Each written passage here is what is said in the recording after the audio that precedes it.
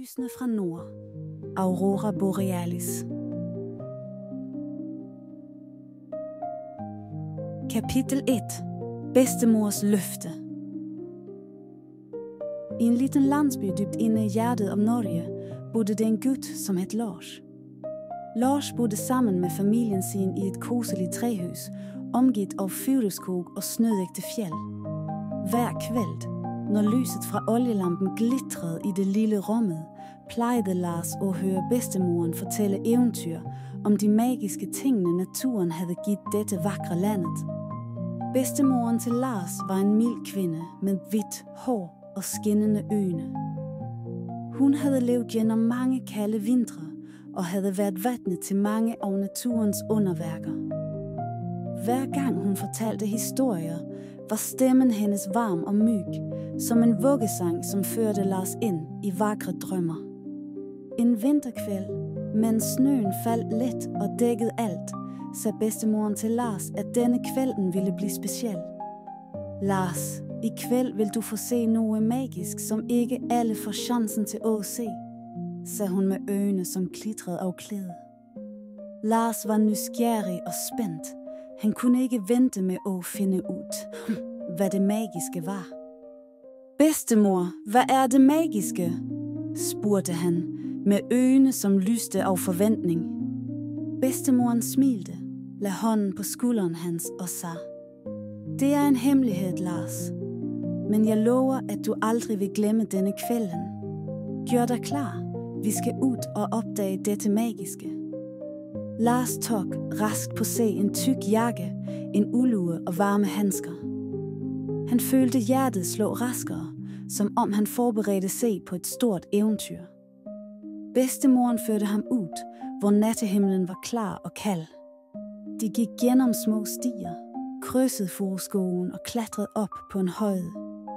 Under hele turen fortalte bedstemoren Lars om eventyr, om guder og gudinder fra Norges land. De, som havde skabt nordlyset for at bringe håb og tro til menneskene. Lars lyttede nøje og forestillede sig de vakre billeder i hovedet sit. Da de nåede toppen af højden, bad bedstemoren Lars om at sætte sig ned og se op på himmelen. I begyndelsen så Lars bare de glitrende stjernerne, men så sakte begyndte et bånd af grønt lys at dukke op, bølgende og dansende på himmelen. Det var nordlyset, Aurora Borealis. Lars kunne ikke tro sine egne øjne.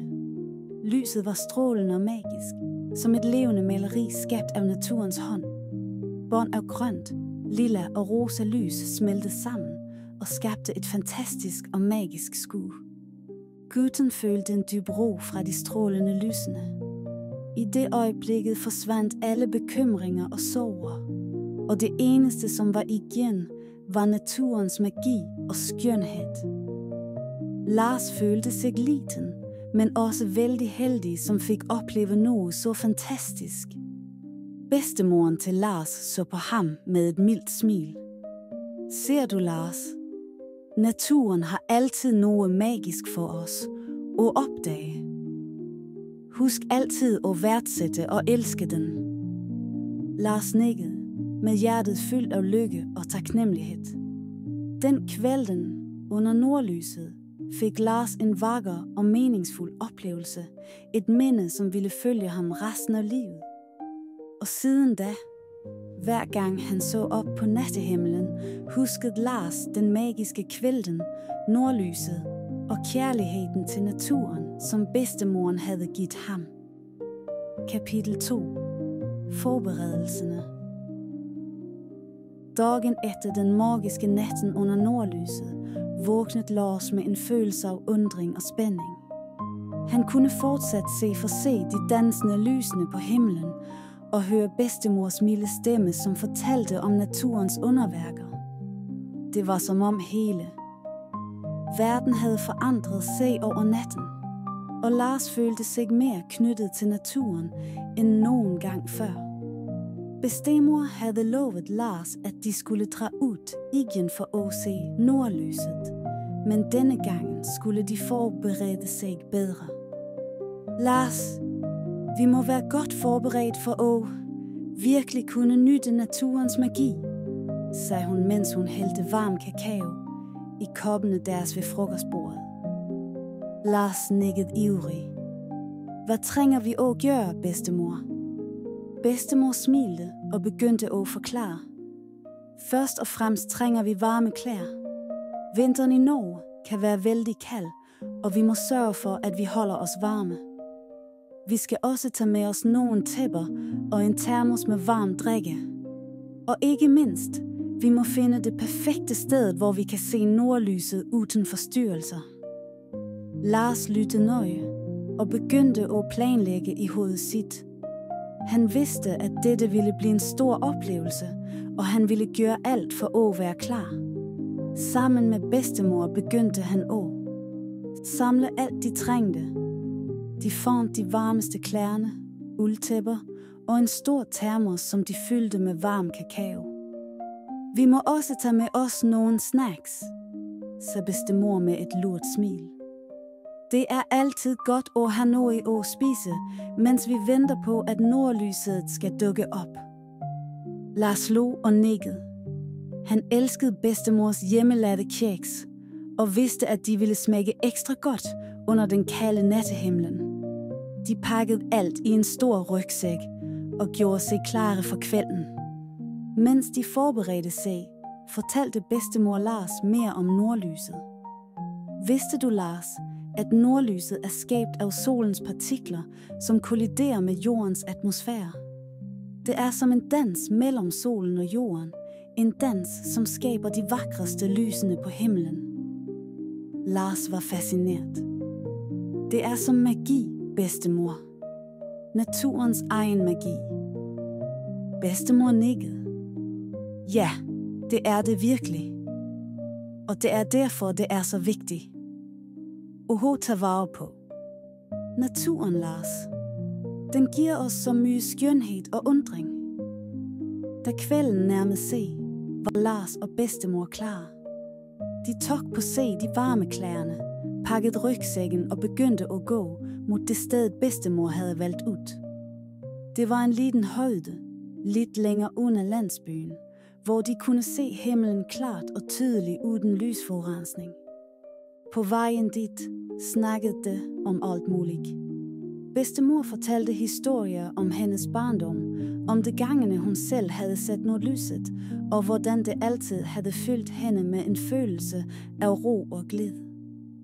Lars lyttede med store øjne, og han følte sig mere og mere spændt for hvert skridt de tog. Da de endelig nåede toppen af højden, bredte de ud tæppene og satte sig ned. Bedstemor hældte varm kakao i koppene, og de satte der sammen, pakket ind i tæpper og ventede på, at naturens magi skulle begynde. Lars kunne føle spændingen bygge sig op ind i ham. Han vidste, at denne kvælden ville blive lige magisk som den forrige, kanskje endda mere. Og mens de sat der og så op på den stjerneklare himmelen, følte han en dyb forbindelse til naturen og til bedstemoren sin. De første lysene begyndte at dukke op, og Lars kendte hjertet sit. Dette var bare begyndelsen på et nyt kapitel i hans liv. Et kapitel fyldt med undring, magi og kærlighed til naturen. Kapitel 3. Den første dansen.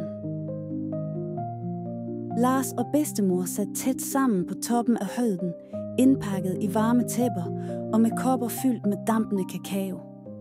Den kolde vinterluften bed forsigtigt i kinderne deres, men de følte sig varme og trygge i hverandres selskab. Lars kunne knapt holde på spændingen, da han stirrede op på den stjerneklare himlen og ventede på, at nordlyset skulle begynde sin magiske dans. Bedstemor, tror du, vi vil se nordlyset igen i kvæld? Spurgte Lars med en blanding af håb og nysgerrighed i stemmen. Bedstemor smilte og klemte hånden hans. Jeg tror det, Lars. Naturen har en måde at overraske os på, når vi mindst venter det. Bare vær tålmodig og nyt øjeblikket. De satte der i stilhed en stund, lyttede til den mygge lyden og vinden, som raslede gennem træerne, og snøen, som knirkede under fødderne deres. Lars følte en dyb ro, som fyldte ham. En følelse af at være et med naturen rundt se. Han tænkte på alle historierne bedstemor havde fortalt ham om gudene og gudinderne, som dansede på himmelen, og han kunne næsten se dem for se i sit indre øje.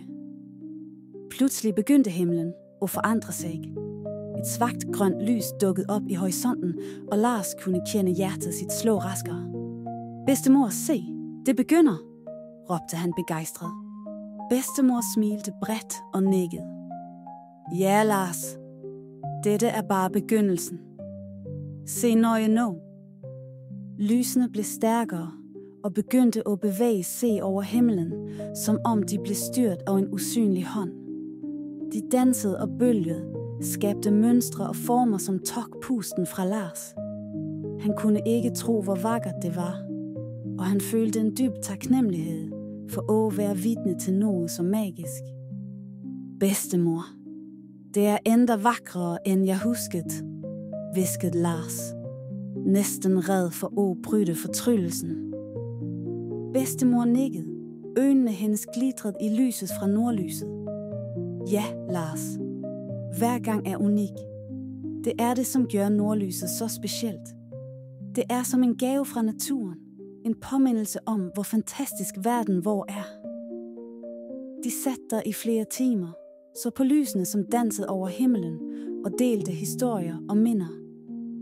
Bedstemor fortalte om sin egen barndom, om de gangene hun havde set nordlyset med sine egne forældre, og hvordan det altid havde fyldt hende med en følelse af undring og glæde. Lars lyttede med store øjne, og han følte en dyb forbindelse til bedstemoren sin. Han vidste, at disse øjeblikkene var dyrebare, og han ville huske dem for altid. Han følte sig heldig, som havde en bedstemor, som delte sin kærlighed til naturen med ham. Og han vidste, at han ville bære denne kærligheden med sig resten af livet.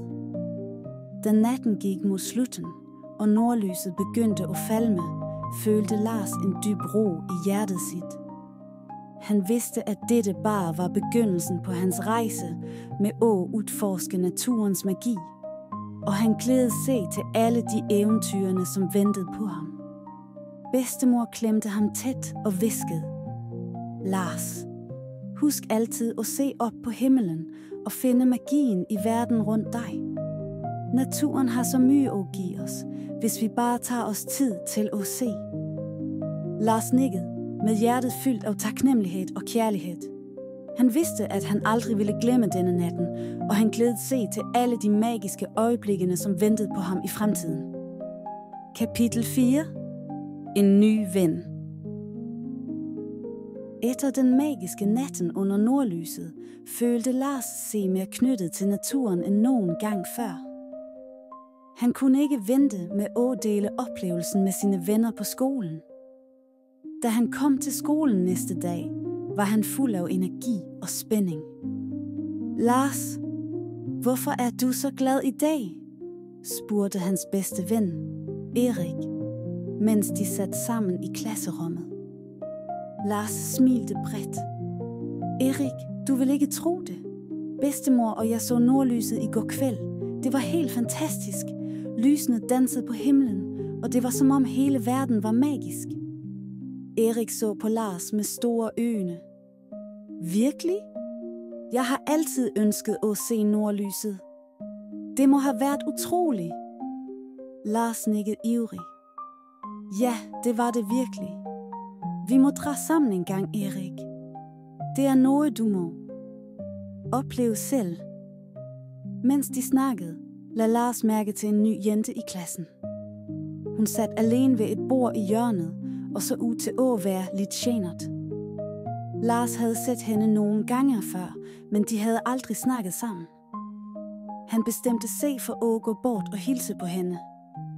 Hey, jeg hedder Lars, sagde han venlig. Jeg lader mærke til, at du er ny her. Hvad hedder du? Jenta så op og smilte forsigtigt. Hej, jeg hedder Ingrid. Vi flyttede hit for nogle uger siden. Hyggelig at møde dig, Ingrid, sagde Lars. Vi snakkede akkurat om nordlyset. Har du nogen gang set det? Ingrid nikkede, og øjnene hendes lyste op. Ja, jeg har set det en gang før. Det var da vi boede længere nord. Det var en af de vakreste oplevelser i mit liv. Lars følte en umiddelbar forbindelse med Ingrid. Det er fantastisk. Bedstemor og jeg så det i går kväll, og det var helt magisk. Kanskje vi kan dra sammen en gang og se det igen? Ingrid smilte bredere. Det vil jeg ligge vældig godt. Jeg elsker naturen og alt det vakre, den har at tilby. Erik kom bort og sluttede sig til samtalen. Hej Ingrid. Jeg er Erik. Det høres ud som en flot idé. Vi kan alle dra sammen og opleve nordlyset. De 3 barn begyndte at planlægge en tur sammen for at se nordlyset. Det bestemte sig for at spørge forældrene sine om lov og finde en kvæld, hvor de alle kunne dra ud sammen. Lars følte sig glad for at have fundet en ny ven, som delte hans kærlighed til naturen. Da skoledagen var over, løb Lars hjem for at fortælle bedstemor om planene deres. Bedstemor, jeg mødte en ny ven i dag. Hun hedder Ingrid, og hun har også set nordlyset før. Vi planlægger at dra ud sammen og se det igen. Bedstemor smilte og klemte Lars. Det høres fantastisk ud, Lars. Jeg er så glad for, at du har fundet nogen, som deler din kærlighed til naturen. Jeg er sikker på, at der vil have en flot tid sammen. De næste dagene gik med til at planlægge turen. Lars, Erik og Ingrid samlede alt de trængte, fra varme klæder til snacks og varm drikke. De bestemte sig for at dra til samme højde, som Lars og bedstemor havde været på. Et sted, hvor de kunne se himlen klart og tydeligt. Endelig kom kvælden, de havde ventet på. Lars, Erik og Ingrid mødtes ved foden af højen. Alle klædt i varme klæder og med rygsækker fulde af forsyninger. De begyndte at gå op over stien og snakkede og lå sammen, mens de gik. Da de nåede toppen af højen, bredte de ud tæppene og satte sig ned. De delte varm kakao og kiks og ventede spændt på, at nordlyset skulle dukke op. Lars følte en dyb glæde ved at være sammen med sine venner og dele denne magiske oplevelse med dem.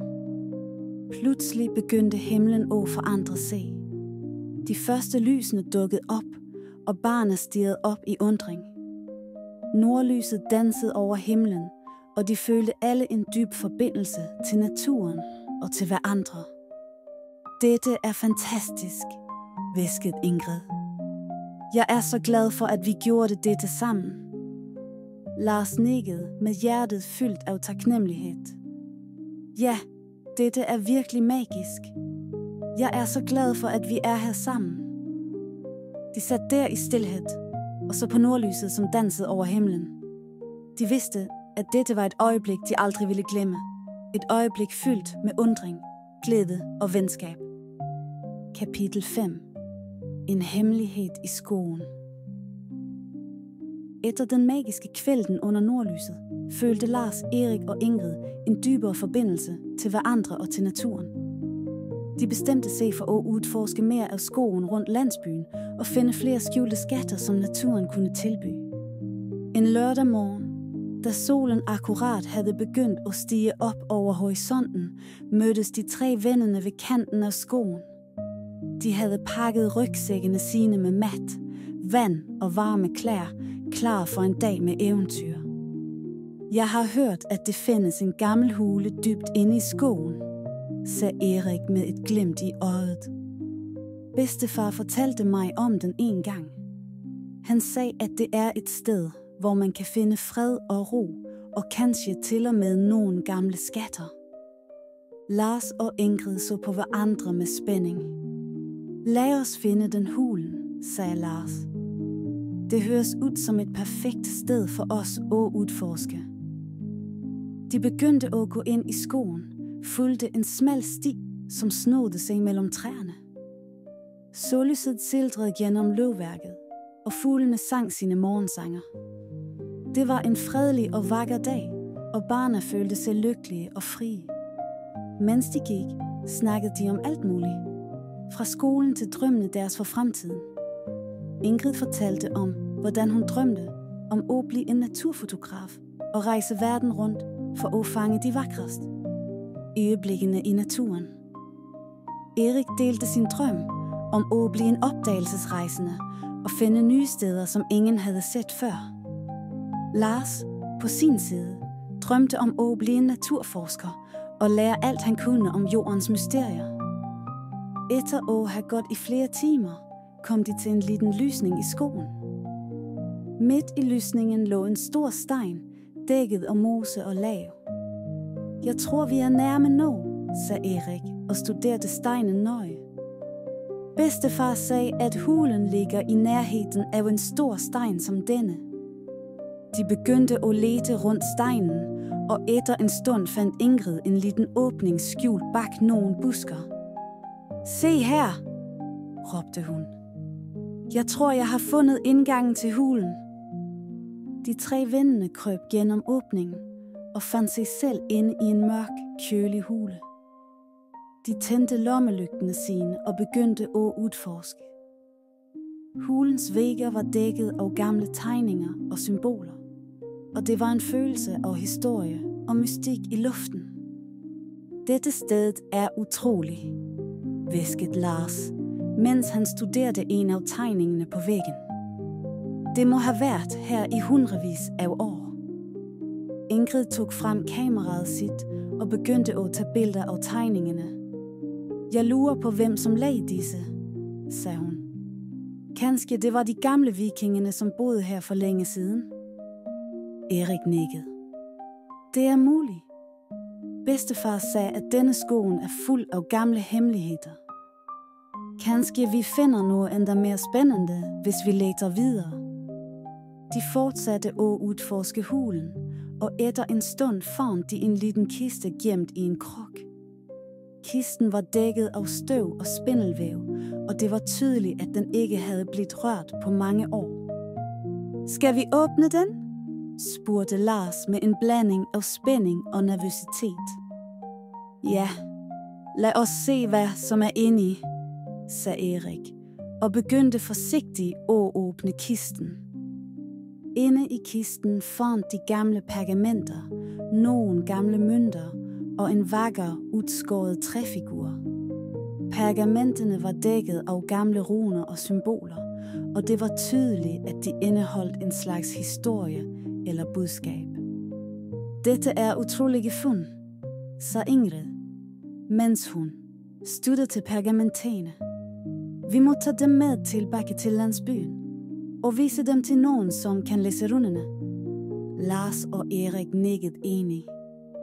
Ja, dette er en stor opdagelse, sagde Lars. Vi må finde ud, hvad disse pergamenterne siger. De pakkede forsigtigt nedfundene sine og begyndte at gå tilbage mod landsbyen. De følte sig som ægte opdagelsesrejsende, og de vidste, at de havde fundet noget virkelig specielt. Da de kom tilbage til landsbyen, gik de ret til biblioteket og spurgte bibliotekaren om hjælp. Bibliotekaren, en ældre mand med en stor interesse for historie, blev svært begejstret, da han så pergamenterne. Dette er utrolige fund, sagde han. Jeg skal hjælpe der med at tyde runerne og finde ud, hvad de siger. Mens bibliotekaren arbejdede med at tyde pergamenterne, følte Lars, Erik og Ingrid en dyb følelse af stolthed og spænding. De vidste, at de havde fundet noget virkelig specielt, og de glædede sig til at finde ud mere om historien bag fundene sine. Og mens de satte der og ventede, vidste de, at dette bare var begyndelsen på deres eventyr. Naturen havde så mye mere at tilbyde, og de var klare til at udforske hver eneste hemmelighed, den havde at by på. Kapitel 6. Runenes hemmelighed. Lars, Erik og Ingrid satte spændt, rundt bordet i biblioteket, mens bibliotekaren hr. Andersen forsigtigt rullede ud de gamle pergamenterne.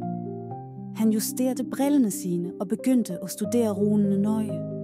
Det var en stilhed i rummet, bare afbrudt af den svage lyden og papir, som blev flyttet på. Disse runene er vældig gamle, sa hr. Andersen efter en stund. De ser ud til at være fra vikingtiden, kanskje 1000 år gamle.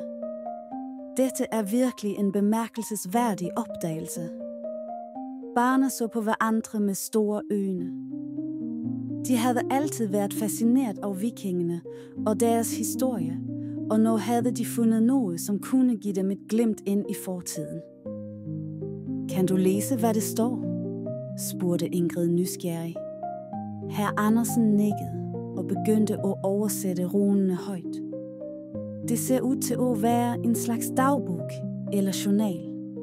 Den fortæller historien om en viking, som hed Eirik, som rejste gennem disse skove på jagt efter et helligt sted, hvor han kunne finde fred og visdom. Lars lente sig fremover, fascineret af historien. Hvad mere står det? Hr. Andersen fortsatte at læse. Erik beskriver, hvordan han fandt en hule, den samme hulen, der fandt, og hvordan han følte en dyb forbindelse til stedet. Han skrev om lysene på, himmelen, nordlyset, og hvordan det fyldte ham med en følelse af undring og ro. Han mente, at hulen var et helligt sted, velsignet af guderne. Erik så på det andre med et glimt i øjet. Det høres ud, som vi har fundet noget virkelig specielt. Kanskje det er mere at opdage i hulen. Hr. Andersen nikkede enig. Det er muligt. Eirik skriver også om en skat, som han gemte i hulen, en gave til guderne. Kanskje det er noget mere derinde, som der ikke har fundet endnu. Barna følte en bølge af spænding. Det vidste, at de måtte tilbage til hulen og lete efter denne skatten. De takkede hr. Andersen for hjælpen og løb ud af biblioteket, klare for at fortsætte sit eventyr. Næste morgen mødtes de igen ved kanten af skoven, klare for at dra tilbage til hulen. De havde med sig lommelygter, tag og andre forsyninger, de kunne trænge. De følte sig som ægte opdagelsesrejsende, klar for at afdække flere hemmeligheder. Da de nåede hulen, krøb de gennem åbningen og begyndte at lede grundigere end før. De undersøgte hver krok og spræk, og efter en stund fandt de en liten skjult dør i væggen. Døren var dækket af mose og næsten usynlig, men Erik klarede at finde den ved en tilfældighed. Se her, råbte han. Jeg tror, jeg har fundet noget. De andre kom løbende, og sammen klarede de at åbne den lille døren. Bag døren fandt de en lille kammer, fyldt med gamle genstander. Det var smykker, våben og andre skatter, alt dækket af støv og tidens tand. Dette må være skatten, som Eirik skrev om, sa Lars med ærefrygt i stemmen. Vi har virkelig fundet noget specielt. Ingrid tog frem kameraet sit og begyndte at tage billeder af skattene. Dette er utrolige fund. Vi må vise dem til hr. Andersen og få dem bevaret på rigtig måde. De pakkede forsigtigt ned nogle af genstandene og begyndte at gå tilbage mod landsbyen. De følte en dyb følelse af stolthed og spænding og vidste, at de havde gjort en vigtig opdagelse. Da de kom tilbage til biblioteket, viste de skattene til hr. Andersen, som blev svært begejstret. Dette er virkelig bemærkelsesværdigt, sagde han. Der har fundet en vigtig del af vor historie. Disse genstandene vil hjælpe os at forstå mere om vore forfædre og deres liv. Barna følte en dyb følelse af tilfredshed. De vidste, at de havde gjort noget vigtigt, og de glædede sig til at fortsætte at udforske naturens hemmeligheder. De vidste, at dette bare var begyndelsen på deres eventyr, og de var klar for alt, som ventede dem i fremtiden. Og mens de satte der i biblioteket, omgivet af bøger og gamle skatter, vidste de, at de havde fundet noget mere end bare fysiske genstander. De havde fundet en dybere forbindelse til historien, til naturen og til hverandre. Og det var en skat, som ingen kunne tage fra dem. Kapitel 7. En magisk opdagelse. Efter den spændende opdagelse af vikingskatten i hulen, følte Lars, Erik og Ingrid en dybere forbindelse til historien og naturen rundt dem. De vidste, at det var mere at udforske, og de var ivrige efter at fortsætte sine eventyr. En dag, mens de satte sammen i Lars' stue og diskuterede sine næste planer, kom bedstemor ind med en gammel bog i hænderne. Jeg har noget at vise dere, sagde hun med et mystisk smil. Denne bogen har været i vor familie i generationer. Den indeholder historier og legender om vor landsby og skogene rundt os. Kanskje der finder noget interessant her. Barnet samlede sig rundt bedstemor og så på den gamle bogen. Siderne var gulnede og sprø, men skriften var fortsat læselig. Bedstemor begyndte at bladre gennem siderne, og snart kom de over en historie, som fangede alles opmærksomhed. Se her, så bedstemor og pegte på en side.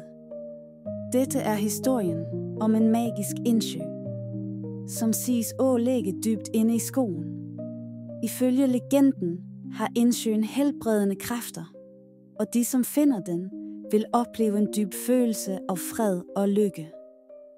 Lars, Erik og Ingrid så på hverandre med store øjne. Vi må finde denne indsøen, sagde Lars bestemt. Det høres ud som et fantastisk sted. Bedstemor nikkede. Men vær forsigtig. Skoven kan være farlig, og det er let at gå se vild. Tag med der kart og kompas, og sørg for at holde sammen. Barnet lovede at være forsigtige, og de begyndte at planlægge turen til den magiske indsøen. De pakkede rygsækkene sine med forsyninger, inkluderet kart, kompas, mat og vand. De vidste, at dette ville blive en udfordrende rejse, men de var klar for eventyret. Næste morgen, før solen havde stået op, mødtes de ved kanten af skoven. De tjekkede udstyret sit en sidste gang og begyndte at gå innover i skoven, fulgte kartet og bedstemorens instruktioner nøje. Skoven var tæt og mystisk, med høje træer, som strakte sig mod himmelen og skabte et tak af løvværk over hovederne deres. Fuglene sang sine morgensanger, og en svag tåge lå over bakken, gav stedet en næsten magisk følelse. Mens de gik, snakkede de om legenden om den magiske indsøen, og hvad de håbede at finde. Ingrid drømte om at tage billeder af det vakre stedet. Erik håbede at finde nogle gamle genstander eller spor efter for tiden. Og Lars ønskede at opleve den dybe følelsen af fred og lykke, som legenden beskrev. Efter flere timer med vandring, begyndte de at føle sig slitne, men de var fast bestemt på at finde indsøen. De fulgte kartet nøje og holdt øje med landemærkene, som bedstemor havde beskrevet. Til slut, efter at have krydset en liten bæk og klatret op en brat bakke, kom det til en lysning i skogen. Midt i lysningen lå en vakker indsø, omkranset af træer og blomster. Vandet var krystalklart og glitrede i sollyset, og det var en følelse af ro og stilhed i luften. Barnet stod der i ærefrygt og følte, at de havde fundet noget virkelig magisk. Dette er utroligt, hviskede Ingrid, mens hun tog frem kameraet sit og begyndte at tage billeder. Det er endda vakrere, end jeg havde forestillet mig. Erik nikkede enig. Jeg føler en dyb ro her. Det er som om alle bekymringer bare forsvinder. Lars gik nærmere vandkanten og så ned i det klare vandet. Han kunne se fisk svømme roligt rundt, og han følte en dyb forbindelse til naturen rundt sig. Dette sted er virkelig magisk, sagde han stille. Jeg er så glad for, at vi fandt det. De 3 vennerne satte sig ned ved vandkanten, tog af sig skoene og dyppede fødderne i det kølige vandet. De følte en bølge af fred og lykke skylle over sig, og de vidste, at de havde fundet noget virkelig specielt. Mens de satte der og nød stilheden, begyndte de at snakke om, hvad de havde lært på sine eventyr. De havde opdaget gamle skatter, lært om historien til landsbyen sin og fundet en dybere forbindelse til naturen og hverandre. Jeg tror, det bare er begyndelsen, sagde Lars med et smil. Det er så mye mere at udforske og opdage. Vi må fortsætte vores eventyr og se, hvad mere naturen har at tilbyde. Ingrid og Erik nikkede enige. Ja, vi har lært så mye allerede, og der er så mye mere at opdage, sagde Ingrid. Jeg glæder mig til at se, hvad fremtiden bringer. De satte der i flere timer, snakkede, lå og nød den magiske atmosfæren ved indsøen. De vidste, at dette var et øjeblik, de aldrig ville glemme. Et øjeblik fyldt med undring, glæde og venskab. Og mens solen begyndte at gå ned over horisonten, vidste de, at de havde fundet noget mere end bare en magisk indsø. De havde fundet en dybere forståelse af naturens skønhed og kraft og en stærkere forbindelse til hverandre. Og det var en skat, som ingen kunne tage fra dem. Kapitel 8. En uventet ven. Efter den magiske oplevelsen ved indsøen, følte Lars, Erik og Ingrid en dybere forbindelse til naturen og til hverandre. De vidste, at det var mere at udforske, og de var ivrige efter at fortsætte sine eventyr. En dag, mens de satte sammen i Lars' stue og diskuterede sine næste planer, kom bedstemor ind med en gammel bog i hænderne. Jeg har noget at vise der, sagde hun med et mystisk smil. Denne bogen har været i vor familie i generationer. Den indeholder historier og legender om vor landsby og skovene rundt os. Kanskje der finder noget interessant her. Barnet samlede sig rundt. Bedstemor og så på den gamle bogen. Siderne var gulnet og sprø, men skriften var fortsat læselig. Bedstemor begyndte at bladre gennem siderne, og snart kom de over en historie, som fangede alles opmærksomhed. Se her, sagde bedstemor og pegte på en side. Dette er historien om en magisk indsø, som siges at ligge dybt inde i skoven. Ifølge legenden har indsøen helbredende kræfter, og de, som finder den, vil opleve en dyb følelse af fred og lykke. Lars, Erik og Ingrid så på hverandre med store øjne. Vi må finde denne indsøen, sagde Lars bestemt. Det høres ud som et fantastisk sted. Bedstemor nikkede. Men vær forsigtig. Skoven kan være farlig, og det er let at gå se vel. Tag med dig kart og kompas og sørg for at holde sammen. Barna lovede at være forsigtige, og de begyndte at planlægge turen til den magiske indsøen. De pakkede rygsækkene sine med forsyninger, inkluderet kart, kompas, mat og vand. De vidste, at dette ville blive en udfordrende rejse, men de var klar for eventyret. Næste morgen, før solen havde stået op, mødtes de ved kanten af skoven. De tjekkede udstyret sit en sidste gang og begyndte at gå endnu i skoven, fulgte kartet og bedstemorens instruktioner nøje. Skoven var tæt og mystisk, med høje træer, som strakte sig mod himmelen og skabte et tak af løvværk over hovederne deres. Fuglene sang sine morgensanger, og en svag tåge lå over bakken, gav stedet en næsten magisk følelse. Mens de gik, snakkede de om legenden om den magiske indsøen og hvad de håbede at finde. Ingrid drømte om at tage billeder af det vakre stedet. Erik håbede at finde nogle gamle genstander eller spor efter fortiden. Og Lars ønskede at opleve den dybe følelsen af fred og lykke, som legenden beskrev. Efter flere timer med vandring begyndte det at føle sig slitne, men det var fast bestemt på at finde indsøen. De fulgte kartet nøje og holdt øje med landemærkene, som bedstemor havde beskrevet. Til slut, efter at have krydset en liten bæk og klatret op en brat bakke, kom de til en lysning i skoven. Midt i lysningen lå en vakker indsjø, omkranset af træer og blomster.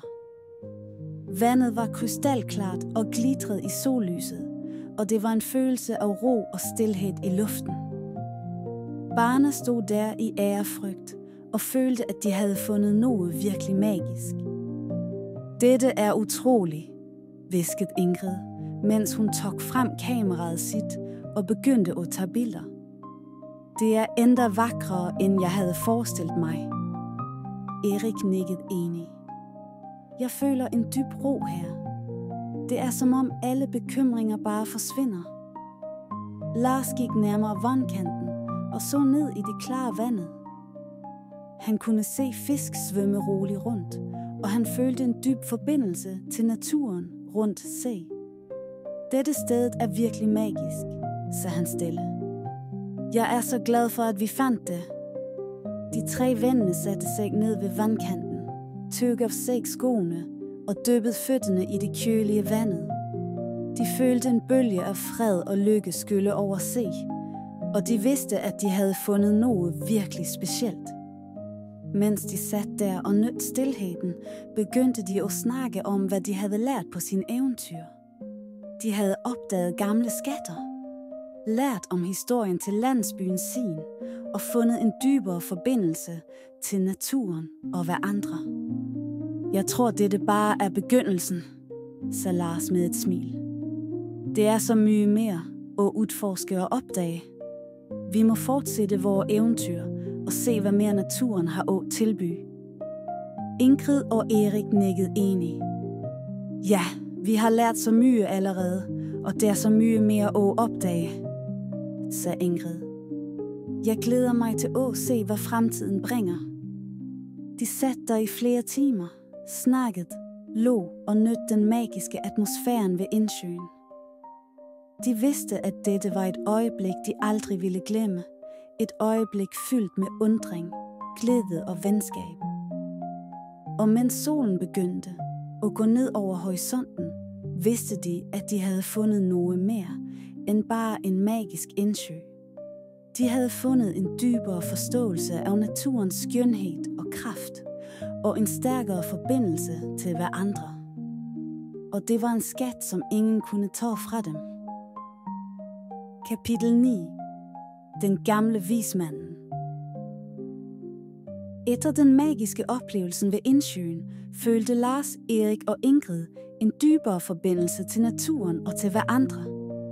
De vidste, at det var mere at udforske, og de var ivrige efter at fortsætte sine eventyr. En dag, mens de satte sammen i Lars' stue og diskuterede sine næste planer, kom bedstemor ind med en gammel bog i hænderne.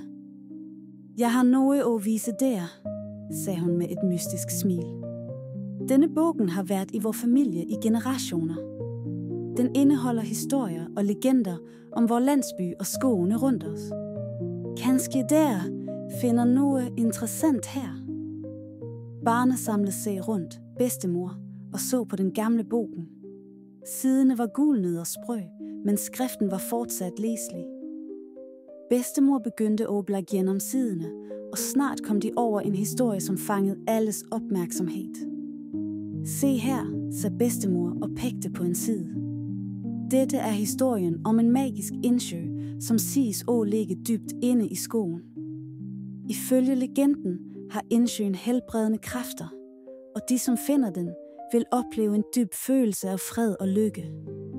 Lars, Erik og Ingrid så på hverandre med store øjne. Vi må finde denne indsøen, sagde Lars bestemt. Det høres ud som et fantastisk sted. Bedstemor nikkede. Men vær forsigtig. Skoven kan være farlig, og det er let at gå se vel. Tag med der kart og kompas, og sørg for at holde sammen. Barnet lovede at være forsigtige, og de begyndte at planlægge turen til den magiske indsøen. De pakkede rygsækkene sine med forsyninger, inkluderet kart, kompas, mat og vand. De vidste, at dette ville blive en udfordrende rejse, men de var klare for eventyret.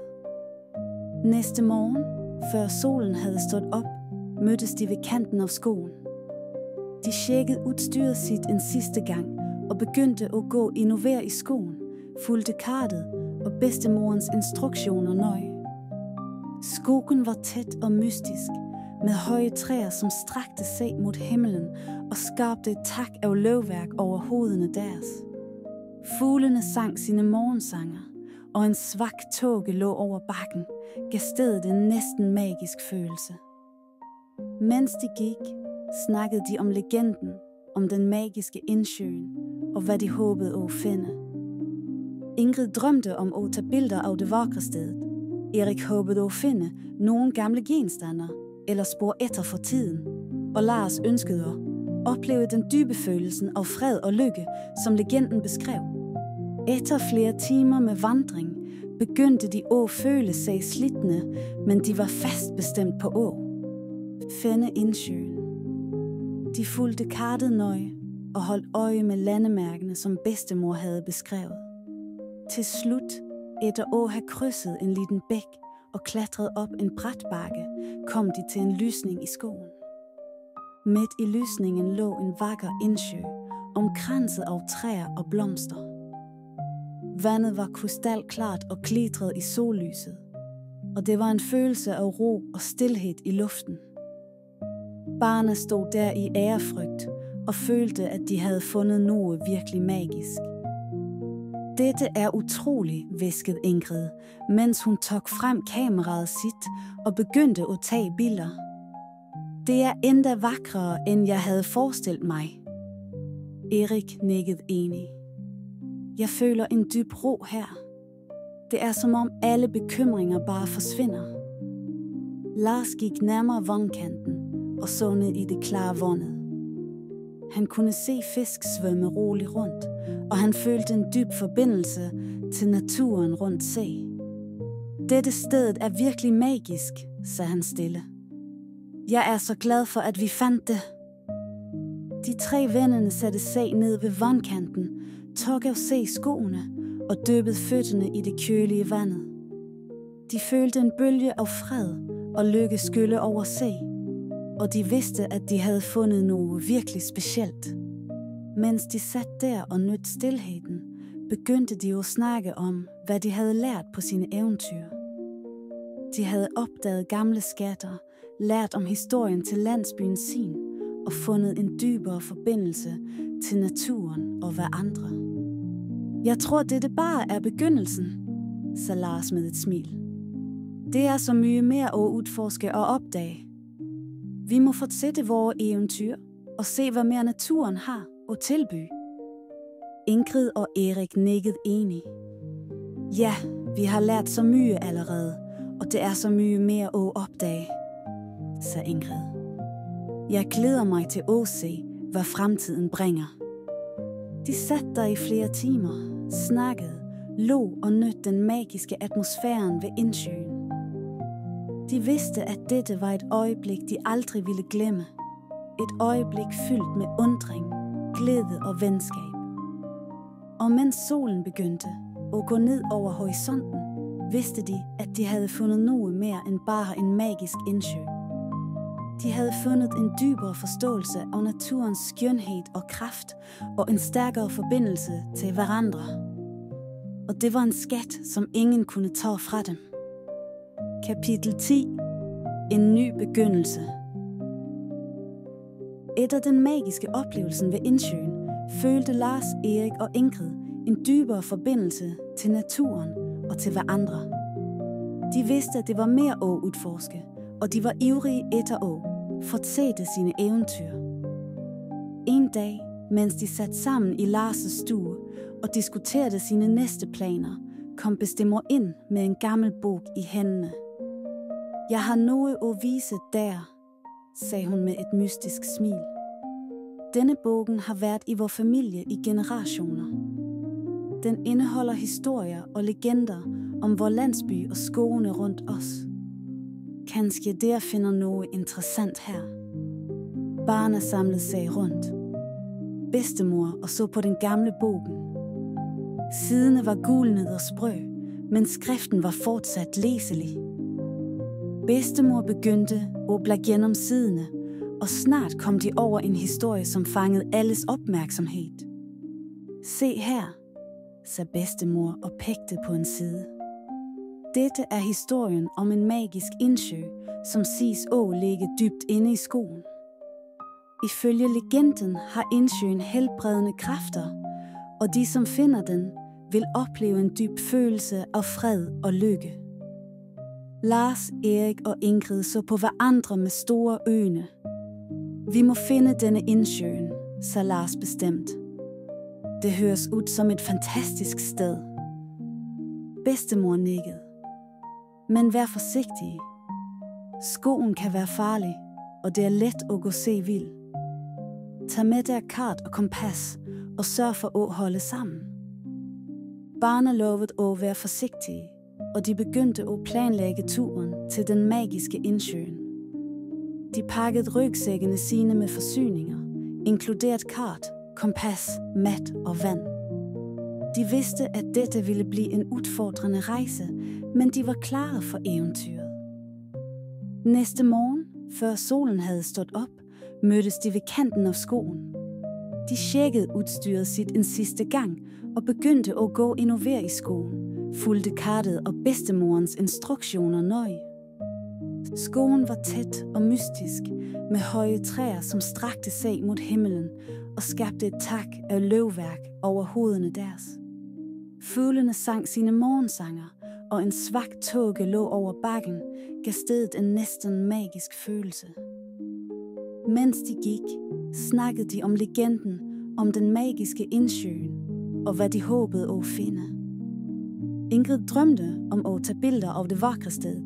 Erik håbede at finde nogle gamle genstander eller spor efter for tiden, og Lars ønskede at opleve den dybe følelsen af fred og lykke, som legenden beskrev. Efter flere timer med vandring begyndte de at føle sig slitne, men de var fast bestemt på at finde indsøen. De fulgte kartet nøje og holdt øje med landemærkene, som bedstemor havde beskrevet. Til slut, efter at have krydset en liten bæk og klatret op en brat bakke, kom de til en lysning i skoven. Midt i lysningen lå en vakker indsø, omkranset af træer og blomster. Vandet var krystalklart og glitrede i sollyset, og det var en følelse af ro og stilhed i luften. Barna stod der i ærefrygt og følte, at de havde fundet noget virkelig magisk. Dette er utroligt, hviskede Ingrid, mens hun tog frem kameraet sit og begyndte at tage billeder. Det er endda vakrere, end jeg havde forestillet mig. Erik nikkede enig. Jeg føler en dyb ro her. Det er som om alle bekymringer bare forsvinder. Lars gik nærmere vandkanten og så ned i det klare vandet. Han kunne se fisk svømme roligt rundt, og han følte en dyb forbindelse til naturen rundt sig. Dette sted er virkelig magisk, sagde han stille. Jeg er så glad for, at vi fandt det. De 3 vennerne satte sig ned ved vandkanten, tog af sig skoene og dyppede fødderne i det kølige vandet. De følte en bølge af fred og lykke skylle over sig, og de vidste, at de havde fundet noget virkelig specielt. Mens de satt der og nød stilheden, begyndte de at snakke om, hvad de havde lært på sine eventyr. De havde opdaget gamle skatter, lært om historien til landsbyen sin og fundet en dybere forbindelse til naturen og hverandre. Jeg tror, det bare er begyndelsen, sagde Lars med et smil. Det er så mye mere at udforske og opdage. Vi må fortsætte vores eventyr og se, hvad mere naturen har at tilbyde. Ingrid og Erik nikkede enige. Ja, vi har lært så mye allerede, og det er så mye mere at opdage, sagde Ingrid. Jeg glæder mig til at se, hvad fremtiden bringer. De satt der i flere timer, snakkede, lå og nød den magiske atmosfæren ved indsøen. De vidste, at dette var et øjeblik, de aldrig ville glemme. Et øjeblik fyldt med undring, glæde og venskab. Og mens solen begyndte at gå ned over horisonten, vidste de, at de havde fundet noget mere end bare en magisk indsø. De havde fundet en dybere forståelse af naturens skønhed og kraft, og en stærkere forbindelse til hverandre. Og det var en skat, som ingen kunne tage fra dem.